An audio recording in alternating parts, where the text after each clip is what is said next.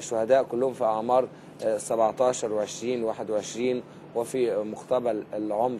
يعني ندعي لهم جميعا بالرحمة وبالمغفرة، وأن ربنا سبحانه وتعالى يتقبلهم الشهداء، وأن ربنا سبحانه وتعالى هو يديهم التكريم، لأن هم مش منتظرين التكريم من البشر أو في الدنيا، إنما أكيد إن شاء الله التكريم الأكبر والتكريم الحقيقي العظيم هو هيكون من عند ربنا سبحانه وتعالى.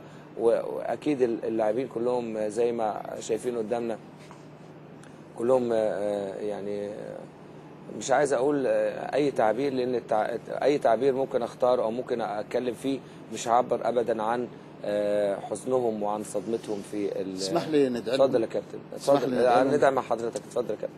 اللهم صل على سيدنا محمد في الأولين، وصل على سيدنا محمد في الآخرين، وصل على سيدنا محمد في الملأ الأعلى إلى يوم الدين. اللهم اغفر لهم وارحمهم، اللهم عافهم واعف عنهم، آمين.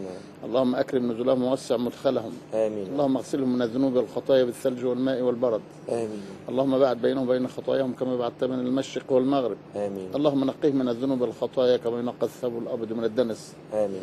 اللهم نور عليهم قبورهم، آمين. اللهم وسع عليهم قبورهم مد أبصارهم، اللهم ابدلهم أهلا خيرا من أهلهم ودارا خيرا من دارهم. آمين. احشرنا معهم مع النبيين والصديقين والشهداء والصالحين. آمين. اغفر لنا وارحمنا إذا صرنا إلى ما صاروا إليه يا رب العالمين. آمين.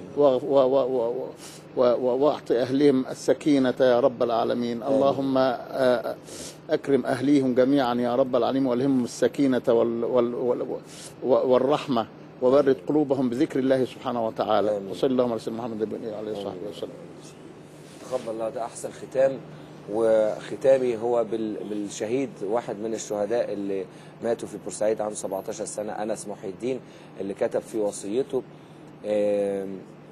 لما موت لازم تلفوني بعلم مصر وتصلوا عليا في التحرير، وأدي القرنية بتاعتي أو الاثنين القرنية للي ضحوا بعيونهم في التحرير أثناء الأحداث سواء السابقة أو الحالية.